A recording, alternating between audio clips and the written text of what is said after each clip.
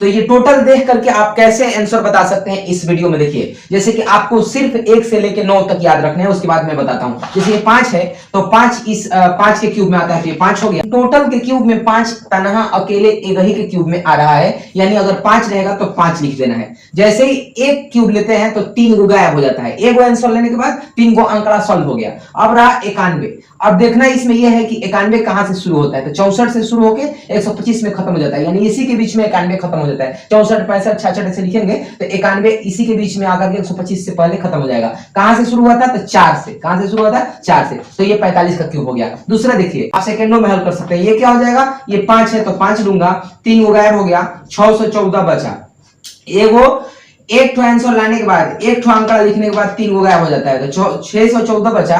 तो 614 कहां से स्टार्ट होता है, 512 से लेके 729 के बीच में 614 आ जाता है, यानी कहां से शुरू हुआ था, तो 8 से, यानी 85 का क्यूब है। यानी पता ये चला कि 1 से 9 तक याद रहेंगे तो आपको देख करके ही आपको पता चल जाएगा कि आपका आंसर क्या होगा। तो आप इतना समझ गए होंगे।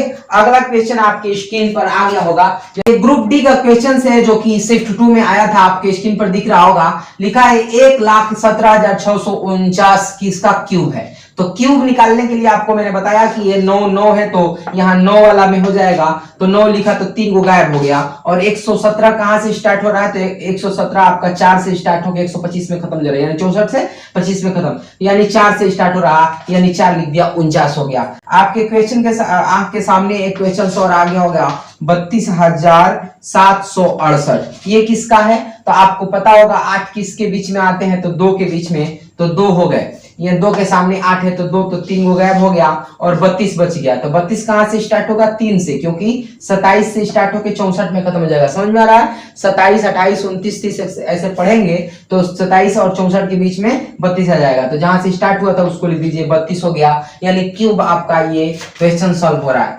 दूसरा क्वेश्चन आपके स्क्रीन पे आ गया होगा। जैसे मेरे हाथ में क्वेश्चन है कि 3,73,248 ये किसका क्यूब है। तो ये क्यूब आपको पता होगा कि 8 है तो 2 के क्यूब हो जाएंगे, यानी कि 3 वो गायब हो गया, बच गया 373।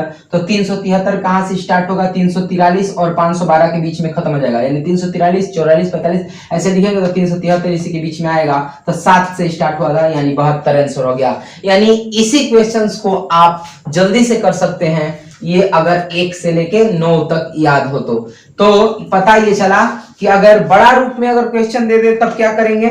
जैसे कि आपके सामने एक क्वेश्चन आ गया होगा, ये है 91,125 प्लस, यहाँ क्यूब लगा देते हैं, ये हो गया आपका 3,57,911। इसका मान क्या होगा, इसका मान क्या होगा, तो आप यहां निकालेंगे तो ये 5 है, तो 5 किसका था, 5 का था, और 5 लिखने के बाद 3 वो गायब हो गया, 91 बचा। तो 91 कहां से स्टार्ट होगा, 4 से, क्योंकि 64 से 125 के बीच में जहां से स्टार्ट होगा वहां और उसके बीच वाला देखना है, यानी जहां से स्टार्ट हुआ था 4, यानी इसका आंसर 45 हो गया। तो 45 यहां लिख लूंगा, और एक यहाँ पे क्या है, एक है, एक लूंगा तो 3 वो गायब हो गया। अब 357 कहां से स्टार्ट हुआ था, 7 से, तो ये 71, यानी ये 71 हो गया। जोड़ देंगे 5 1 6 और 6 4 10 106। यानी कि क्वेश्चंस आपको समझ में आ गया होगा कि देख करके ही आप बता देंगे कि किसका घन है। जैसे आपके स्क्रीन पर 2 क्वेश्चन देख रहे होंगे, आप करके आप कमेंट कीजिएगा जरूर, और इसी वीडियो में आप समझ गए होंगे घन। देख करके आपको पता चल जाएगा कि किस अंक का ये घन है। ओके, धन्यवाद।